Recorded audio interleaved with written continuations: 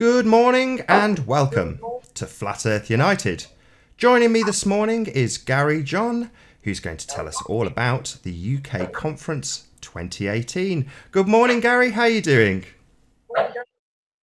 Yeah, I'm fine, Nathan. And you? You good?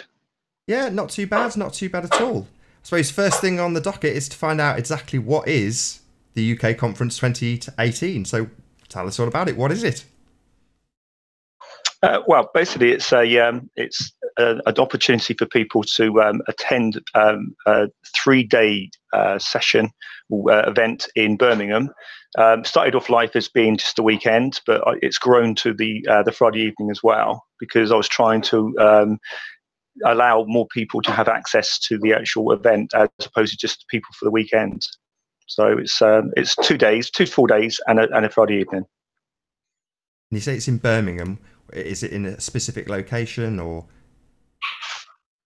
Yes, it's actually central Birmingham, Broad Street. What's the name of the actual venue? It's the Jury's Inn. Sorry, you broke up. Can you say that once more? The Jury's Inn.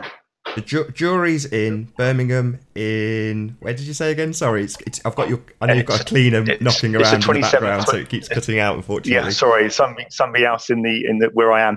It's the 27th, 28th, and 29th of April. Yeah, and that's in the centre of Birmingham. That's correct.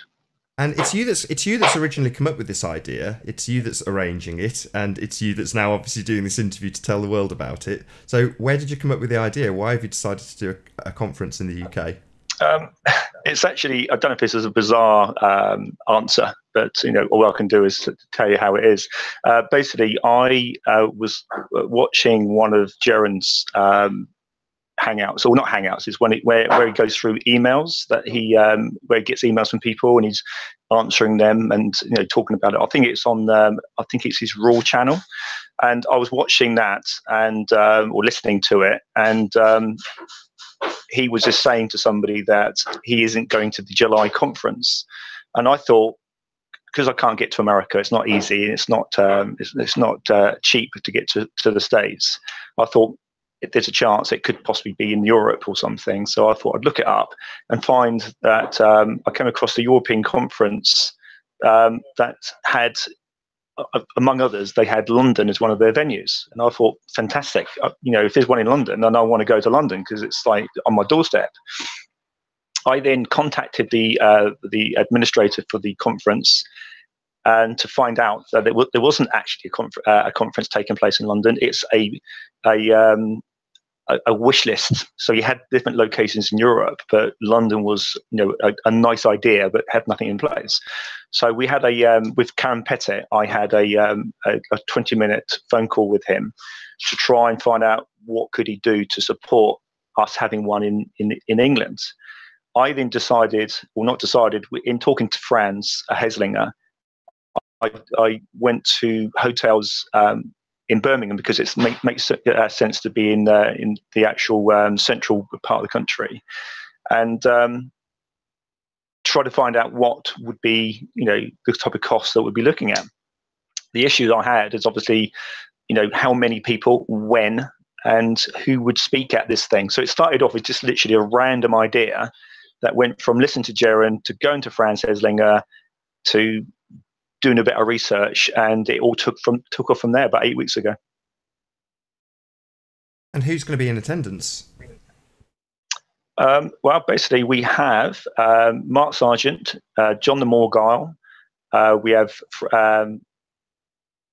Oliver Ibanez Ludlow, Darren Nesbitt, Del from Resonant Curve, Martin Leakey from Flat Earth British, Dave Marsh, and a chap called Sean Connors, which I don't think many people have heard of him, and allegedly Dave.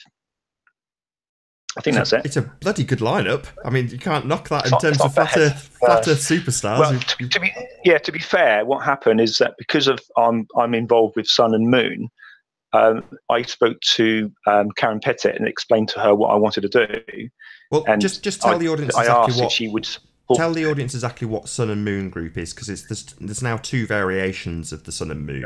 The one that I know on YouTube and the one that was the original. So if you can just tell the audience exactly what that is.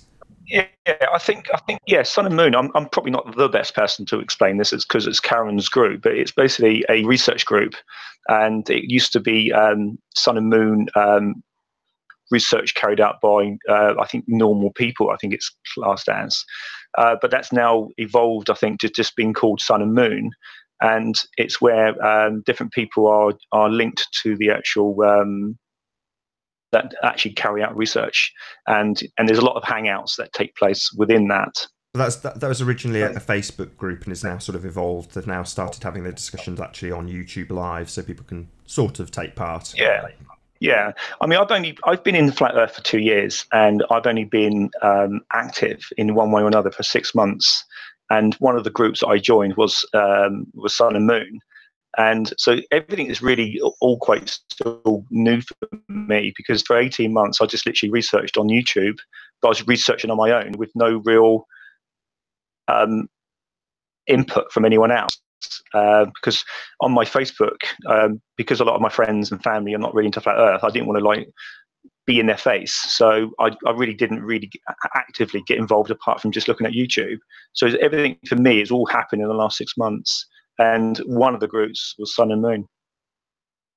What have you expressly got out of that group? It's basically, it's literally being able to do the hangouts where you can talk to fellow flat earthers and you can debate different subjects.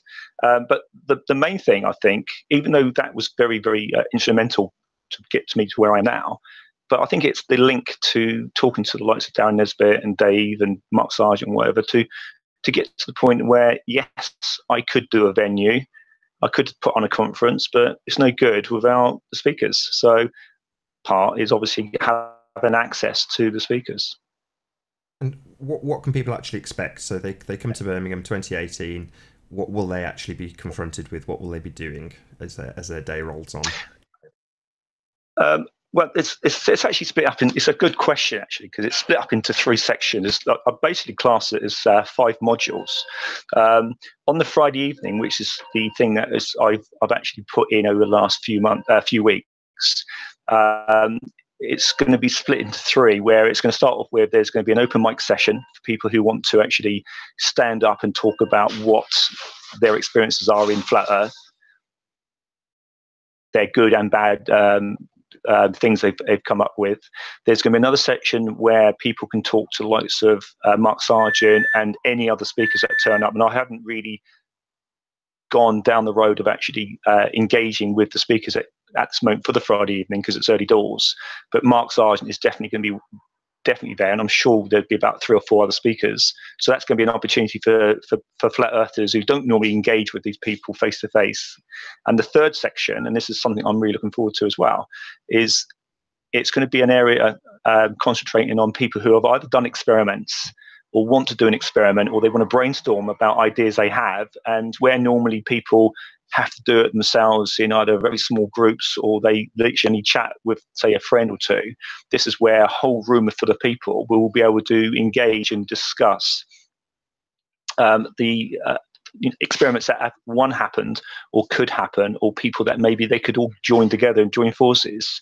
And it's an evening, Nathan, where it's not hard and fast. It's not going to be the whole evening's only split up into 3 equal sections. It will develop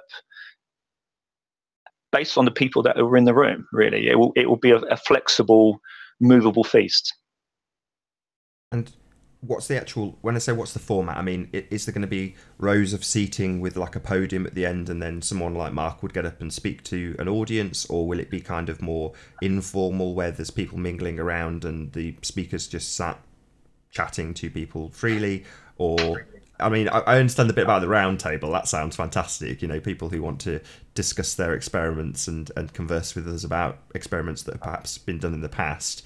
That presumably will be in a conference format. But I'm trying to visualize how I get there with my ticket, and then I go, I really want to see Mark Sargent. How does that actually unfold? Sure. Yeah, it's a good point. Basically, what will happen is, because Friday is an unknown, I don't know numbers. that will the numbers will dictate how we do it. But if we, for instance, had 60 people that turn up, then we can do that into a very more informal approach, where maybe we just literally have, like you said about the round table, it could just literally be that. If it ends up being that we get, say, 180 people, then we'd have to have it a little bit more structured, where it would be, like you say, rows of seats. And that's basically what we're doing for the Saturday and the Sunday, because there's going to be a full, well, I'm assuming that everyone's going to the tickets will actually sell out. Then there will be about 270 people in the room at the weekend. But the Friday night, I have no idea. So I think that's the movable feast. I will decide how to play it in talking to the hotel and what they can and can't provide me. I've got different room sizes depending on how many people actually sign up for a ticket, because this is in addition to the weekend ticket, you see. This is to actually allow people who can't afford the weekend or can't make the weekend because they're working to possibly be involved with the conference on the Friday evening. And so the Friday is totally different to the other days, because that's just how it's all developed and it's all grown. Just go through the dates again. So that's Friday the what? The 27th, the 28th, and the 29th of April. Sorry? April. So Friday the 27th, yeah. Saturday the 28th, and Sunday the 29th of April. Is that right?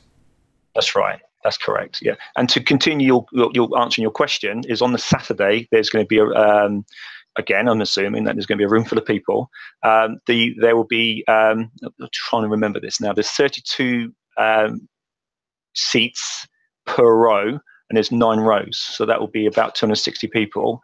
There's going to be a central staging area, and I've got to decide if it's going to be 1 or 2, and if the one stage is going to be a fixed mic, or if it's going to be 2 stages together, so the speakers can move around a little bit. Because unfortunately, there's pillars within the room that I only found out the other day. That means that it's a little bit of an obstacle course on a few bits. So I really want to try and make it as user-friendly as possible. But I have also got 4 projector screens, so there's never going to be a moment where the person can't see what's going on, because they'll either see it live, as in the person, or they'll see it through a projector screen. So the question that immediately goes through my mind is, when you've got the international conference going ahead, you've got effectively another international conference here in the UK because of people like John the Morgall and Mark Sargent. I mean, obviously with people like Darren Nesbitt and Dell Beyond the Imaginary Curve, that makes sense that you'd have them, you'd get in touch. But how have you managed to land Mark Sargent and John the Morgall? I mean, that's so awesome. Well, this is actually, I think this is actually quite a, I don't know if it's a funny story to other people, but it's actually funny to me. Again, through Karen's Sun and Moon group, I was talking to Mark, and because of the November conference, I was asking Mark, would he mind making a 5-minute video for our conference, and then off the back of that, I was going to ask him if he could maybe in November talk to like Brian Mullin and Robbie Davison and like Rob Skiba, and could they may put their hands up and say, "Hi, UK conference," and then hold that, keep it for the April to show people this vibe, whatever it became. And halfway through me asking the question, would he make a video? He then said, "Well, if you like, I'll come over and speak." And of course, my chin at the floor, because we went from asking a question about would he help with something for 5 minutes that became he's coming over. To answer the question about John the Morgall, again, another hangout with Karen, we were talking to him, and Karen's been very, very massive in promoting the conference because she's right behind it. And we were talking to John the Morgall, and he basically said, he was like asking me, is there any chance you could take part? And I was, at the time, because the budgets are very tight, and I've got the hotel to pay for, and I've got the video, the website, and other expenses that people just do not realize how much it costs. I was actually trying to find a way that I could actually have in there. And for 24 hours, I was debating with John the cost of it, and can I do it? And then all of a sudden, I had an epiphany, thinking, what am I doing? I can't not have John the Morgall turn up at our event if he's willing to come over. So I just literally stripped everything down and thought, well, I have to find a way. I have to make it happen, because it's too important to have the likes of John there, really. So so they're both different in the ways that they came about being involved with the conference. Absolutely awesome. I mean, it's going to be a fantastic event. I'm really, really excited for it. I mean, I mean, you've said you've maybe put in on the docket as, I don't know, some sort of organizer or something. I won't be speaking there necessarily, but I'll certainly be in attendance. You know, if necessary, I'll buy a ticket. But I'm very, very excited. I really wanted to go to the one in America. Yeah. Have you been in touch with Celebrate Truth, Robbie Davidson, about this? Yes, yeah, I must admit that's all because of Patricia Steer. So thank you to her, because obviously there's going to be lots of things that Robbie has experienced in actually doing this. I actually wanted to actually find out a little bit more about what was going on. So I actually, because of Patricia knew that I obviously not needed help, but it'd be useful to have help. I actually went to. Patricia actually gave me the link to Robbie, and Robbie contacted me, and we had a decent chat to actually go through what I've experienced, and he was telling me about what he's experienced. And what we've agreed is that we're actually going to support each other, because we both know that even though we're doing the conference in a slightly different way to each other, there's a lot of similarities. So we actually have decided, keeping in touch on a regular basis, to update each other on what we're finding. And he has actually pointed out a few things that he's experienced that I have since found is very useful for me, because it's things I haven't thought about. And the same thing back to front, I will probably come up with ideas that Robbie would like to consider, if not for this one, but maybe for the second one that they put on. That's led me quite nicely. So do you think this will be an ongoing thing? It'll presumably, at the moment, it's just planned as being a one-off, but hopefully, based on the success. I mean, I don't want to lead you too much. Yeah, it's an interesting point, Nathan, because I'm pulled between two things. The first one is I'm already thinking about having a second conference, and where would it be, and how big would it be? Would it be a marquee? Would it be a massive grounds where we can have tents and camping and whatever? Or do we go for a venue that can maybe take at least 1,000 people? Because I honestly do believe that if we do this first one and we do it well, and with the North Carolina event being really successful, and also, as you know, that the actual whole community is growing exponentially, that to have 1,000 people, for instance, on the next one wouldn't be a silly figure, and it may even not be enough. However, I also feel that because it is growing exponentially, that are we going to get to this point that it goes mainstream? And the format that we're trying to do now is going to be redundant, because we need to go down a completely different path. And it'll almost be a transition from, instead of it being trying to get people to understand flat Earth, it'll actually be understanding the lie that they've been told that have now been proved. So it could be that there will be a second event. I'm sure there'll be a third and fourth, but it could be a totally different concept depending on how it gets out there. And it could be that in 5 years' time we're still talking about it and it's still in its infancy. I don't know, but I've got my eyes open, and it could be any one of those things. It could be carrying on what we're doing, or it could be evolving. So, sorry, just to clarify, are you saying that based on the way that the movement, the flat Earth movement, in air quotes, is progressing, it might reach the point where people just need to have the globe deception broken down for them only? Is that what you're saying? Sorry, I'm not quite following you. It's more to do with the fact that I'm not just assuming that it's just literally going to be, we need to put on another conference the following year, or maybe do we have 2 a year, or do we have, for instance, one up in Scotland, one in Manchester, one in Birmingham, one in London, and we do like one every 3 months. So there's, every 3 months we have a conference or something. What I'm basically saying is that because it seems to be growing exponentially, I wouldn't be surprised if it actually gets to the point that eventually it breaks in mainstream, and it's almost like it'd be almost like you're talking to somebody and they don't know that the Earth is flat, or they are not at least aware of that people are believing it's flat, as opposed to now where you can talk to, if you go up to 10 people in the street, 9 of them wouldn't have heard of it, 1 of them has, and of that one person, only 50% of those will believe, or maybe even 10% of those 1 would believe in it. So basically 1,000 people, you'd only get 10 people that believe in it, another 90 have heard of it, and 900 haven't. Whereas I think that's going to change, that ratio is going to change as we go along. And like by the time that we get to the conference next year, is it going to be that where now it's like, I don't know, say 3% of the population are aware of it but don't believe it? Is that going to just keep growing and growing and growing? And I think the answer is it's got to be, it's going to be yes, isn't it, really? Because, with all the billboards that have gone up and we're in the Denver Post and the conferences are obviously going to make a difference, then it's not going to get smaller.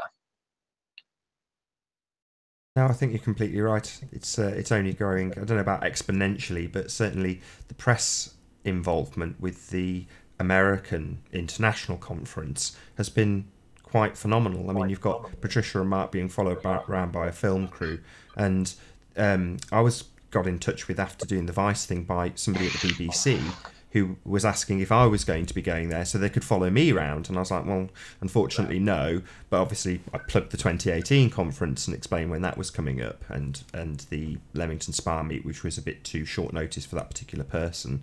But it seems to be the case that how did he phrase it? He said he did not want to pour scorn on the ideas of flat Earth, and it seems to be, at least in my view, the case that people are moving beyond the ridicule now. People are a bit more open-minded to it. I want to get into the subject a bit more after, but before we do, let's keep focus for the first bit of this show, just so people are kept on track with the 2018 conference. So, should somebody want to attend the conference, what would be their next step? What would they do? Well, within the next week, and I must admit it's a bit frustrating because there's a lot of groundwork that I've had to put in with the web developers actually getting the website finalized. But what will happen is that within the website, people are going to have, I think it's about 5 or 6 options on what they can do. And basically through PayPal, which is a cost that I wasn't anticipating, but it is where it is, they can order. Basically, they can order up to 2 tickets, and the 2 tickets will be the original weekend, will be the Saturday and Sunday, and in addition to that, they can also purchase a ticket for the Friday evening, because I'm keeping it separate. Because one, I need to know numbers, and two, it's to allow people the ability that so, for instance, you've got somebody who works a Saturday, they could buy a Friday ticket, the evening, and they can buy a Sunday ticket, because again, they're not available. Or if they, for instance, can't afford the weekend, or they can afford the weekend but they can't afford to stay, they may just want to cherry pick. So what I have is, of the 250 tickets, I've allocated 30 for the Saturday and 30 for the Sunday, which I don't know if it's the right figure, but it's a figure that I've had to come up with, where people can just literally cherry pick and buy a single day ticket. And the Friday again is different again, because the other thing is the weekend, the ticket includes a buffet lunch and teas and coffees throughout the day. So there'll be on registration straight leading up to 10:30 on the Saturday, there'll be a lunch, and there'll be in the afternoon. And that is something that I've chosen to actually put together as a package. I could have gone down different routes, but I had to choose something. And the other thing is, if people had to go and queue up at the bar to get food or drinks or whatever, they'd be paying a stupid amount of money. So this way, they've got like a set budget and they know exactly what they'll be paying. It doesn't cover obviously the evening or lodge, overnight stay. But so what will happen, to answer your question, it will be through the website. They will have access to tickets buying through PayPal. What is that website called? It's actually it's www.flatearthuk.com, and that's all going to be released in next week, and people will then have full access to the actual website. They'll obviously have a breakdown of everything that includes. They're also going to have access to Facebook, where I will be doing regular updates, and we're going to do a Twitter account so people can keep in touch, and basically. If people buy a ticket, they will have more access to more information, because the people that aren't going don't really need to know the nitty gritty. The people who are going, obviously, they're the ones that I need to liaise with and keep them up to speed with what's going on. Sure. Just to be clear, though, the website's flatearthconferenceuk.com. So it's www.flatearthconferenceuk.com. Yeah. I believe so. I must admit, you've caught me on the hop there. I've actually, I don't know if I've actually written it down, because it's basically what happened, Nathan, is when I was talking to the web developers on this about a month ago, we've been so busy talking to the speakers about what they're going to be doing, and obviously working with a hotel, I may actually not have that 100% right. So I do apologise to everyone that, but it will be, actually, I think it's actually .co.uk, actually, come to think of it. It's not .com. www.flatearthconference.co.uk. That's it, yeah. Well, I'm 99% certain that's the case. I'll put a link in the info box once it's confirmed and updated, and then I'll leave a comment. I will send you the link when I've got the link myself from the web developers. But so forgive me on that one. No, that's absolutely fine. So, what about? Should I go into the negative bits of this slightly? I think I will. So I assume you've had some naysayers, some people, some detractors. What's been the negative so far? Yeah, it's an interesting one, because I honestly thought, when I spoke to Karen about this, because to begin with, obviously I didn't know where to go with this. I didn't know, again, like I said to you earlier, I didn't know about the dates. I didn't know about the numbers. I didn't know the venue. There's so many things. And what happened is I honestly thought, and I'd spoken to Karen and a few other people, that globeheads were absolutely going to come out of the woodwork and rip me to bits and just literally just start knocking the whole thing. But what I didn't realize, and this is the thing that really shocked me, and it does frustrate me, I must admit, with the Flat Earth, is that it wasn't the people in front of me that I had to worry about. It was the people behind me. I'd contacted about 30 people that were, if they were literally one of three things: they had to be breathing, they had to be in the UK, and they had to be a flat earther. And if they had those three things, so they were alive, then I would contact them and say, "Hi, you don't know me, but I would like to talk to you about something." And the reason why I did this is because I was in talking to people that were not just my friends and saying yes or no on that. I was actually doing it on purpose. So I was basically doing research. So as I was learning about the hotels and the venues and the speakers and everything else, I was liaising with people that I didn't know, but they were flat earthers and they were in the UK. And one or two of them then decided that, when I then wrote to them at the end and said, "Look, here's the landing page. This is basically the latest position," one of them actually went on to one of the Flat Earth groups and absolutely was starting to almost not call me a scammer, but they were saying, "Why is this person not put it out to the mainstream? Why is it he's only messaging the individuals?" And the reason why is because I was waiting for the administrators of these websites, these Facebook groups, to give me permission to, they gave me their okay that I could release it on their site, because I can't just assume that I can do this. So I got knocked for that. And then all of a sudden, another person who we've actually become good friends, actually, this lady in Claire in Australia, she absolutely ripped me to bits to say that, "How dare you charge for a conference, truth is free," and there's a lot of expletives in there, and some of them really, really bad. And I was shocked, because this woman didn't have a clue what I was doing. She didn't have a clue how I've got to where I am and the cost. So I ended up asking if I could speak to her. And now she's actually coming from Australia to, well, this is what she said. If it happens or not is another thing. But she's actually now coming to the conference. And I've also had a couple of people that are, one person that's actually well known that just decided to say, "Wow, what a turnaround. Amazing." Yeah.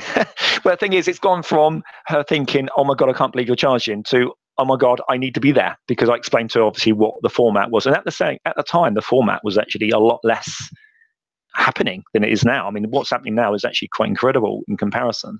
But like I said, going back to what I was saying about this well-known person, is that they basically were trying to almost pick a fight, and they went onto my timeline and they were picking on, "What's this thing? It's a load of rubbish, and come on, prove yourself." And I'm thinking, I don't have to prove anything to you.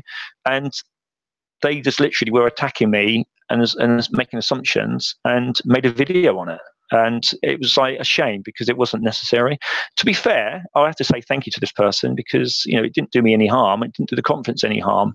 And And I'm sure one day we'll be friends or we'll be trying to laugh about it. But there's been a lot of people that have attacked me. But the thing is, though, Nathan, I have no problem with people attacking me based on the facts. What I don't like is people attacking me not based on the facts. So they've assumed, and they've just, look, for instance, I've got a few people on Facebook have said, surely truth is free. Well, it is, but the hotel don't know that. The people who are doing the website don't know that. The people who are providing all the audio and the webinar that I want to put on, they don't know that. So unfortunately, if you want to have, like Laura Brooker does a fantastic job with Fookers. She goes to campsites, she puts on experiments, and she does an incredible job. And that suits a particular person who maybe, that loves that type of environment. Other people want to be in the dry. They want to have something that's organized. I'm not saying Laura's isn't, because she does an incredible job, but it's a different event. It's basically like the equivalent of driving from London to Scotland. And instead of going in a taxi, you're going on a train, or you're going on a bus, or you're going to fly. All it is, every single one is getting to the same destination, but you're doing it in a different way. And people like Laura is doing an incredible job. The people like Karen is doing an incredible job. All I'm doing is saying, do you know what? I wouldn't mind seeing these speakers. How do I go about it? Oh, you know what? I'll put on a conference. So it's not that I wanted to put on a conference. I wanted to go to a conference. And this is how I've managed to go about doing it. So it's not, I have this need and I need to do a conference. No, what I want to do is go to a conference. Yeah, I felt exactly the same way when I first heard about it, admittedly through a detractor. So, as you say, there's no such thing as bad publicity, and I'm a testament to this, because if it wasn't for that particular detractor, who won't get a mention, I wouldn't have heard about the conference. So, Karen essentially was defending Sun and Moon Group against that detractor, and I was like, wow, conference, really want to go, yes please, I'll have some of that. So fantastic.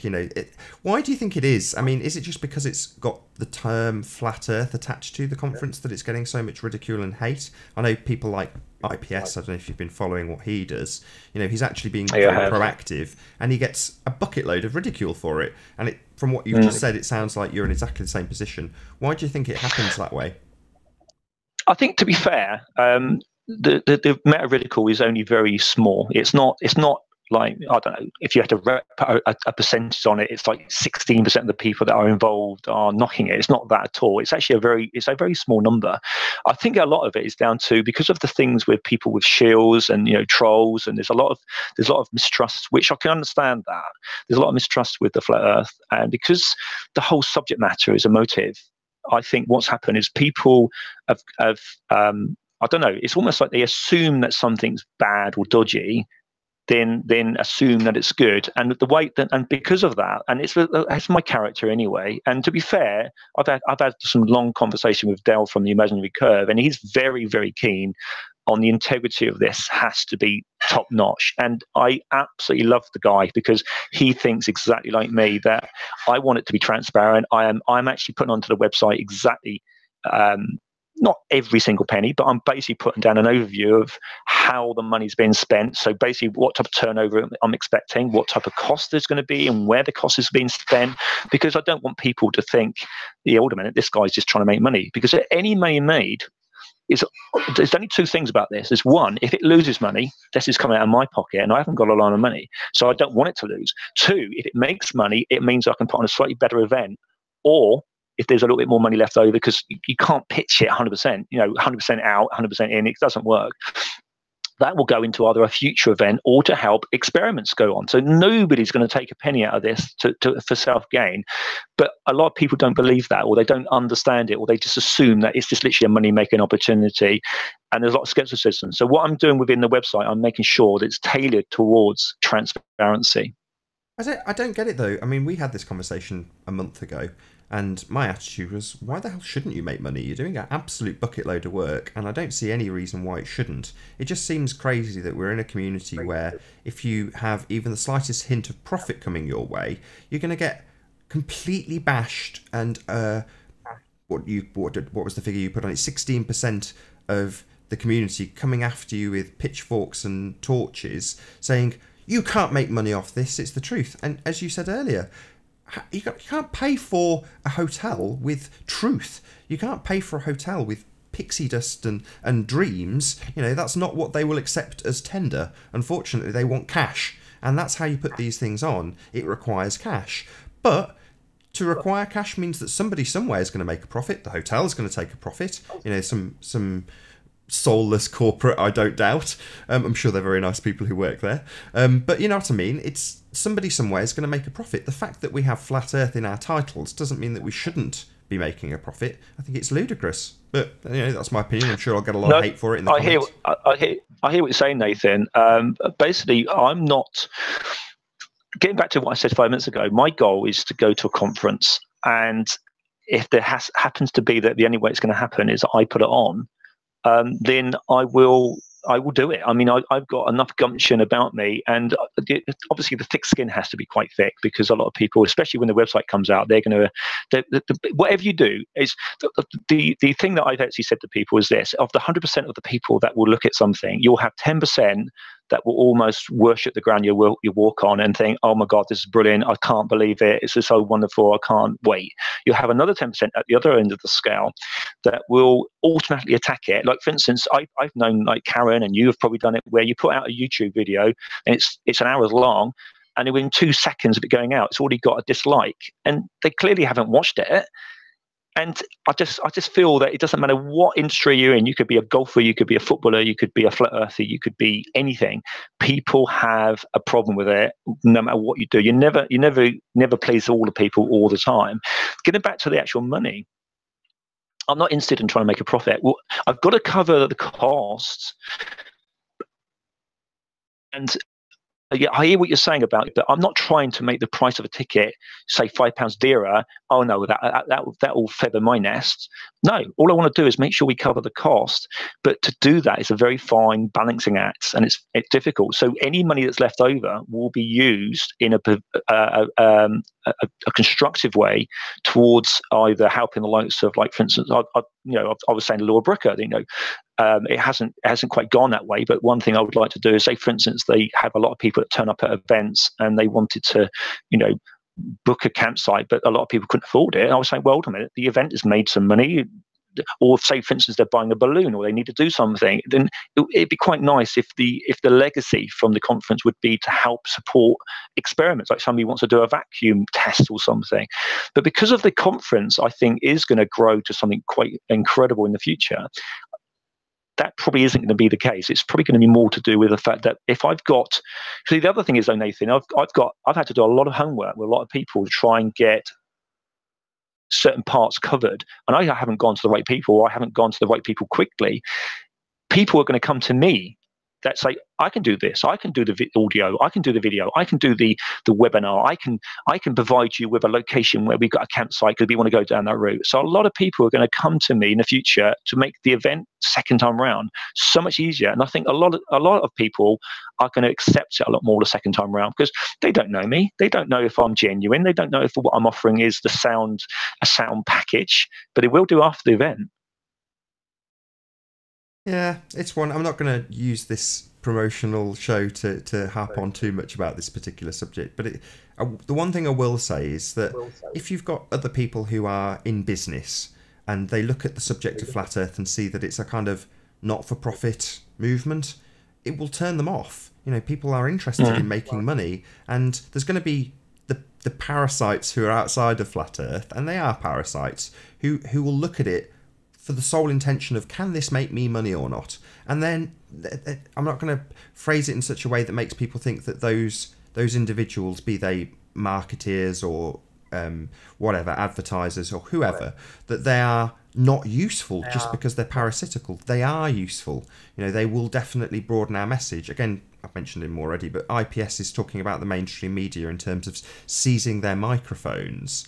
And in this instance, we're creating the microphone, or you. I don't want to put too much of a we label on it. It's your hard work.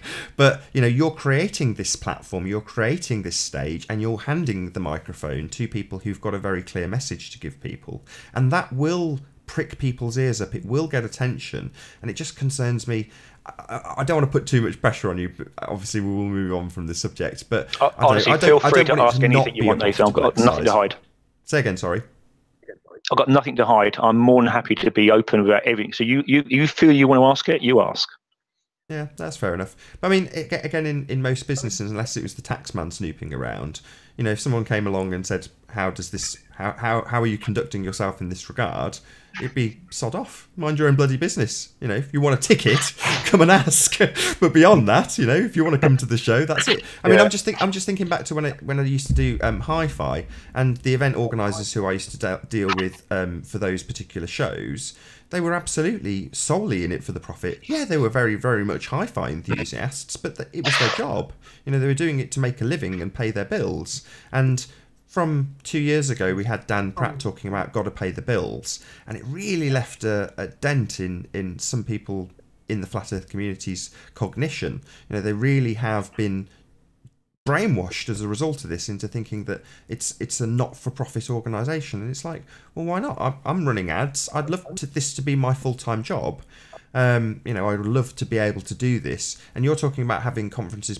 You know, I know it's very much pie in the sky at the moment, but if it did get to the point 2-3 years time where you were having 3-4 conferences a year at various different locations up and down the country, that would be your job. You know, it would be such a huge amount of work. Yeah. I mean, you would expect to be paid for that. You know, I would expect you to be paid for that. And in the conversation we had last time, that was one of the first things I said. You are going to take a pay for this, aren't you? And your answer was, well, no.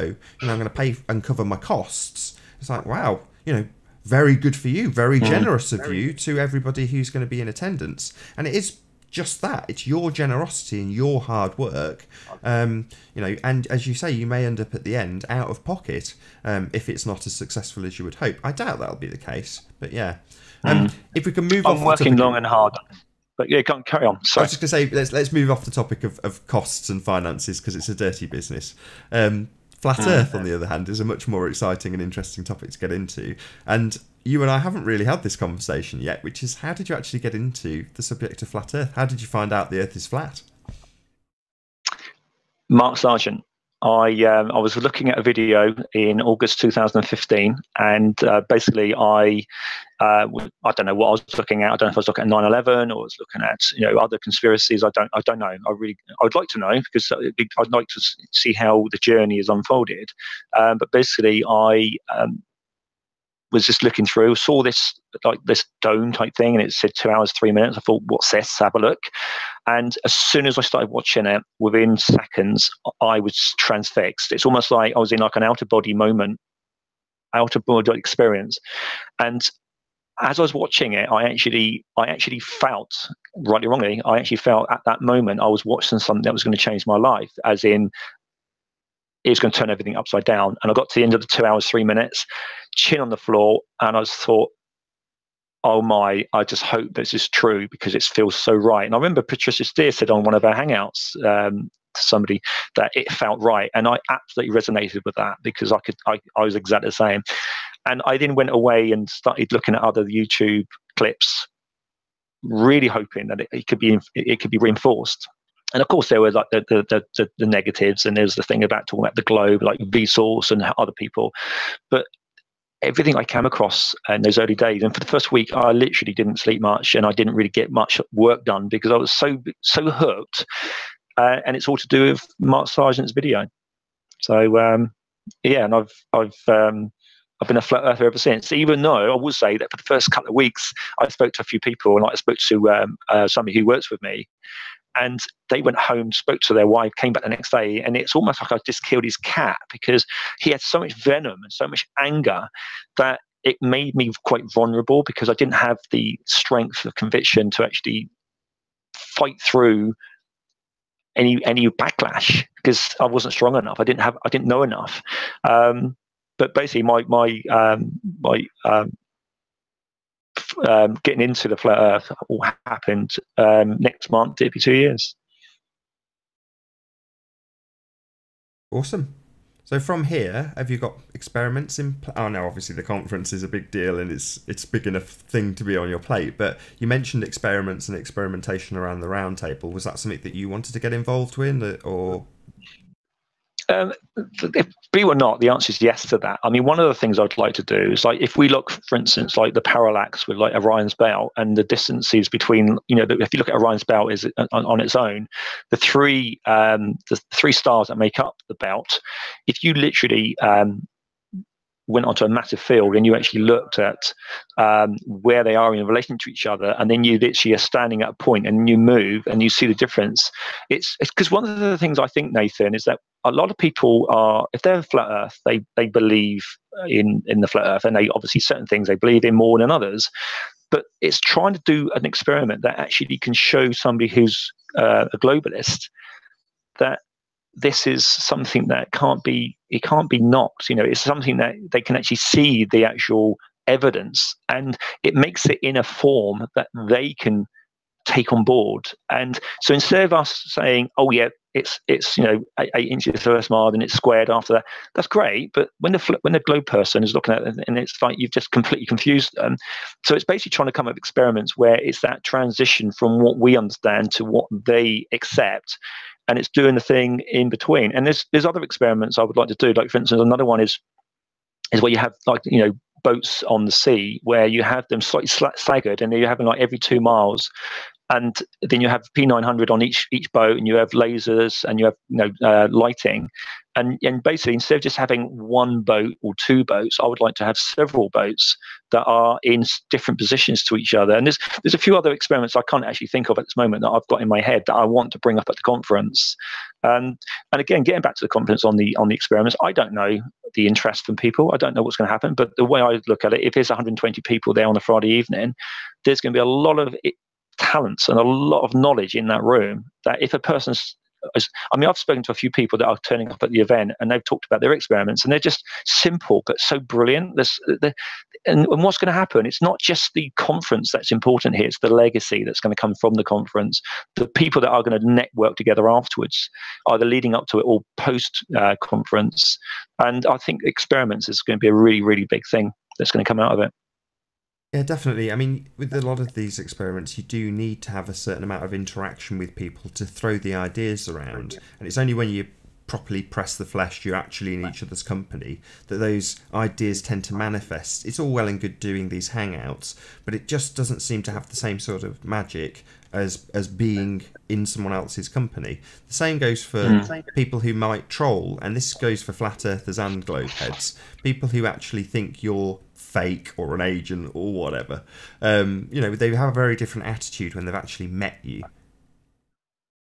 Yeah, I mean, it's like, that lady I was saying to you, like in Australia, that was absolutely attacking me, and it wasn't just subtle. It was really expletive, and it was quite nasty. And her post was taken down by the website, by the Facebook group. And I was a little bit disappointed, because I wanted to engage with her, because I wanted the world to see, because I've got nothing to hide. And when I then spoke to her, and I've spoken to other people, like I had one conversation with a gentleman that was saying, I think the ticket price is going to scare off my friends. And I said, could I ring you? And I explained to him what the event was going to be about. And this was the event a month ago, where since then it's evolved quite rapidly. And he's got so excited about what I was explaining to him that he said, right, that's it, I'm in, and so are my friends. And I went, oh, sorry, I thought you said your friends are not in. Because trust me, I will make sure they're there. Because he was so excited about what I'd said. Because I'm not an expert. I'm not this wonderful person. All I am is a conduit between the hotel, the speakers, the web developers, and the people who want to go. And I'm just a person in the middle trying to bring it all together. That's all I am. He said, what specifically was it that was the clincher? What convinced him? I think it was my enthusiasm, actually. I know that sounds a bit blasé, and it sounds, bad. But not at all. Because I got so excited. Absolutely. I got so excited about what I was saying. Yeah, no, passion is infectious. I can totally get it. I picked up on it the first time we chatted on Skype. It is infectious. You can tell when somebody's really keen to do this stuff, and you are one of those people. I'd like to think I'm one of those people. Yeah. I'm keen and excitable, and people pick up on it. I think you're right. And basically what happened is, what I use the word selling. I wasn't selling the idea. I was selling the idea, but what I'm trying to get away from using the word selling. But it was just literally, I just explained to him what was happening and how we got to that point, and the speakers that were involved. And I think it was partly down to the information, because yourself, you can have somebody explain something and they got no passion, they got no warmth in their voice, they got no belief in what they're saying. and it's the words are still the same, but there's no meaning to it. And it's not because I'm trying to say I need to put in meaning, and I'm thinking, oh, I must come across this way. No, all I'm doing is just selling the idea based on how I believe, and I strongly believe in this conference. Of course, I'm the one who's built it, but it's built on basically things that I'm networking. Like, for instance, there was a guy called Dave Mannell. I spoke to him about what I want to do on the Friday night, and the Friday night was the speakers and it was the experiments. And he said, do you know what would be good? An open mic session. I thought, wow.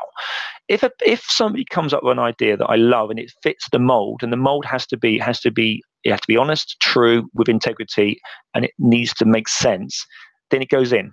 If it doesn't, if it's like, for instance, I won't say any names, but somebody come up with an idea about maybe giving the speakers a gift, and I said, no, I'm not doing that, because that means that not only have I got to source that gift and I've got to then present it, but that means that cost for that gift has to come out of the ticket price, and I'm not prepared to do that, because it has to have value, and that doesn't have value. So it has to feel right. And I think what happens is that if you believe in your product, you've got a lot better chance of promoting it to somebody else than if you don't believe in it. Sure. It's almost a shame that you're organising it, because you won't be able to muster along as a watcher. Well, one thing I will say to you, Nathan, that's a good point, is I've actually got I've got some silliness to include within the actual event. I've got some little surprises that are just tongue-in-cheek, and it's just literally to add a little bit of fun. So where, for instance, the Saturday, and I will explain to you in a second if you ask, if you want to know, but I'll give you an idea of what's going to happen on the Saturday. I'll explain to you what's going to happen on the Sunday. And they're totally different. But within that, I'm actually going to inject a little bit of silliness and a little bit of humour to try and, not just go down this pure conference route. It's not. It's actually a conference with I like to think, with fun. And I have spoken to a few people that are going to be helping me to organise the event, and I've not told them some of these little surprises, because I want them to have some surprises at the event themselves, whereas they're going to see everything 95%. And the only person who's really not going to have any surprises is me. However, I think I am, because when I see how people engage with the speakers and how the speakers engage with each other and how people respond to what they're seeing, that's going to be my surprise. So yes, I won't have a surprise from the event as in I know what's going to go on, but I'm going to have it in different ways. I'm going to have it in bucket loads. And but I want even the people that are helping me, I want them to have some surprises there as well. So I'm keeping a lot of things close to my chest, not things that are, they're very secretive in the sense that a little bit of fun that I'm adding to the pot, really. I think I really like the idea of the open mic, because this subject, more than any, is one where the shyest of people are compelled to want to talk. And that's just the kind of sort of intimate setting where somebody who's possibly not wanting to broadcast out on YouTube to the great and washed en masse, but they would want to talk to like-minded people. They are going to seize that mic and say, I just wanted to tell you about this little idea I had for an experiment. Can you all just, and they will get their round of applause at the end, and they will get the kudos that they deserve, because they'll be in a room full of like-minded people, we hope. No, I agree. See, I didn't come up with the idea. Like I said, it was Dave Mannell. And when he said it, I just thought, this is brilliant. I love it, because it adds a little bit more value to the Friday night, but it's not just the conference, it's the whole concept. Like you said about this person who's going to be on there. A lot of people don't want to put anything out online because of like I didn't with my Facebook.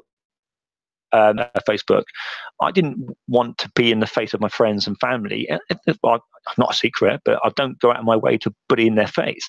Whereas my Facebook group, the Facebook profile I have now for Flat Earth is purely for that reason. So I don't engage with people's birthdays. I don't engage in small talk, because it has to be, I'll be friendly, but it has a particular job to do.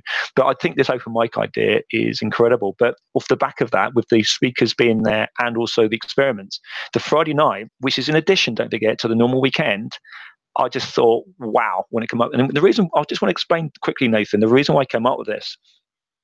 The hotel I'm going to, I've got a maximum of 275 people. Now, you've got to bear in mind with the speakers and the core team to help, I've only really got about 250 that I can actually sell tickets for, because there's going to be some people like Robbie Davidson, for instance, now saying that he wants to come over.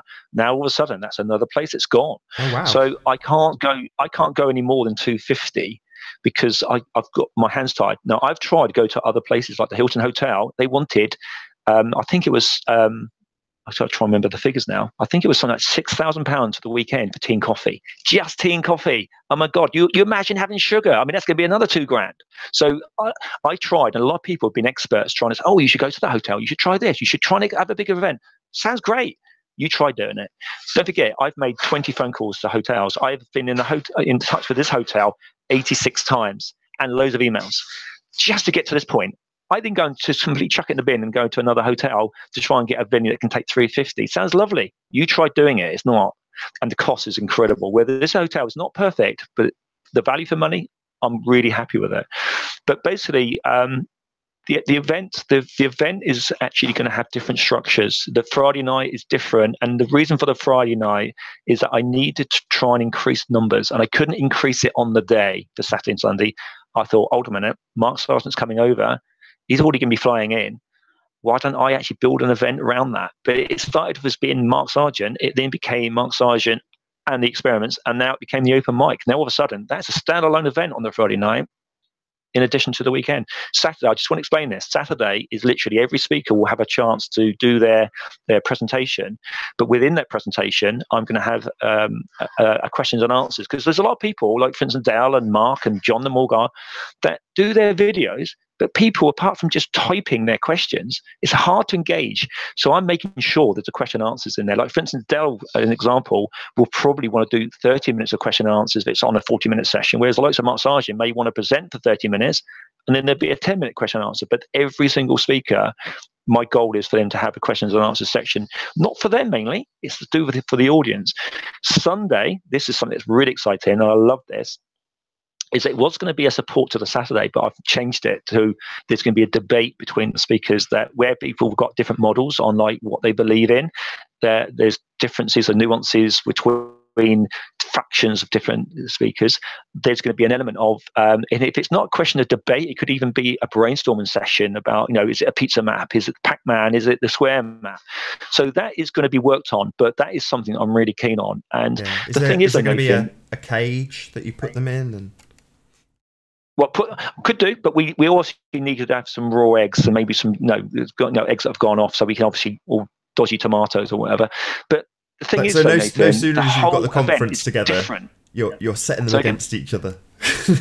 Yeah. The thing is, if you just think for 2 seconds about how Friday is so different to the Saturday and how Saturday is so different to the Sunday, but the one thing that it's only been mentioned on Sun and Moon, but there's an addition to this, is on the Saturday night, I'm depending on numbers, it's only going to be the higher of the room, but basically it's going to be a Flat Earth Got Talent evening.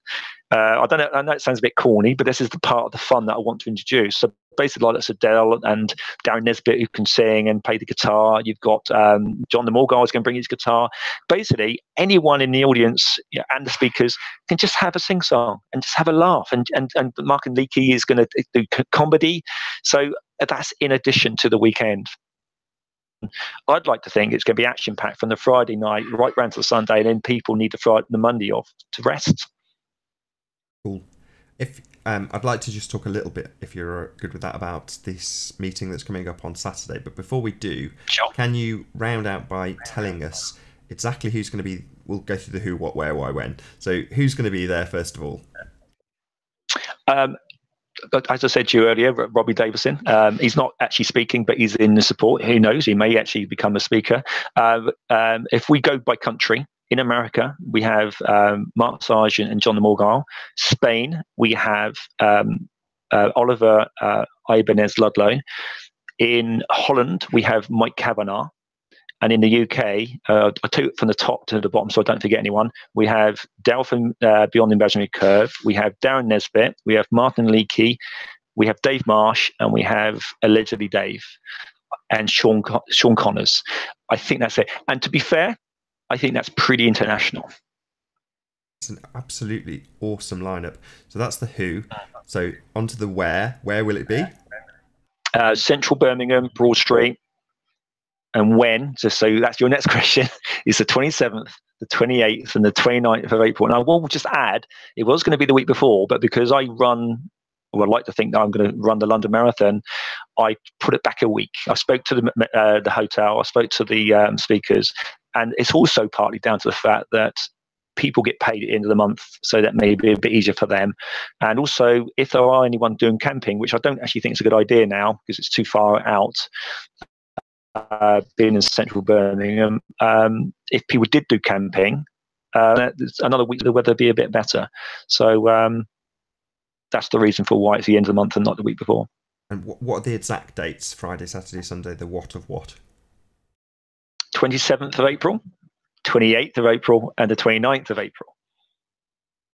And just so you know time as well, is that the Friday is probably going to be 7 to 11 or 10:30 to 11. Registration is going to be about 6:15. Saturday, the start is 10:30 because some people are going to be commuting just for the Saturday or the weekend. So that's starting at 10:30 and going on to about 6 o'clock, 6:30. The evening will develop based on the people that are wanting to take part, and I think that'd be good fun. And the Sunday is going to start slightly earlier at 10 o'clock, and it's going to finish at 3-ish, with probably people rounding up and finishing off, chatting before they leave, because people are going to obviously, they've got to get home ready for work the next day. They've also got children that they have to obviously get ready for school. So I'm making the Saturday session slightly longer than the Sunday to try and help people who need to get away. Cool. Thank you very much. So this coming Saturday, which is the 22nd of July 2017, we've got a meetup in Leamington Spa at Jefferson Park Gardens midday. Do you think you might be able to attend to that? Are you going to be popping your way down or not? I'm definitely going to be there to see you, Patricia Steer and Martin Leakey, and there's a few other people that are in Sun and Moon and other people that I know are attending. Yeah, I think I'm looking forward to it. I can't get there, unfortunately, till 2 because I've got another picnic in the morning, but I will be there. And basically, some of us are going to carry on into the afternoon and evening if it ends early, because we want to make the most of being there and go to the pub and have a meal and a chit chat and chew the fat and put the wheels to rights. Perfect. So anybody who's hesitant about either the 2018 conference or about just meeting up people in general, come along, attend in Leamington Spa on this Saturday, and you'll get to meet with Gary John and discuss anything you want to about the conference, the tickets, the what's going to happen, the where, the why, the who, the when, all of that good stuff with him in Leamington Spa. Obviously, Patricia Steer, myself, Martin also will be in Leamington, so come one, come all for that. And that's pretty much it. That's pretty much our show. Was there anything else you wanted to add, Gary, before we close up this? I'd just like to say thank you very much for you for actually affording me your time to actually do this interview, because I think that every interview and the website will hopefully help people to see what this is about. And it's obviously going to raise a lot of questions, and I've got no problems. It's an open door policy, but I'd just like to say thank you to you for doing this morning. No, it's an absolute pleasure. It's been really good that you've actually arranged this. So I will round out there. It's been an absolute pleasure having you on, Gary John. We will all see you in 2018. I've been Nathan Oakley. Make sure to share, like, subscribe, comment below, and I'll see you all in the next video.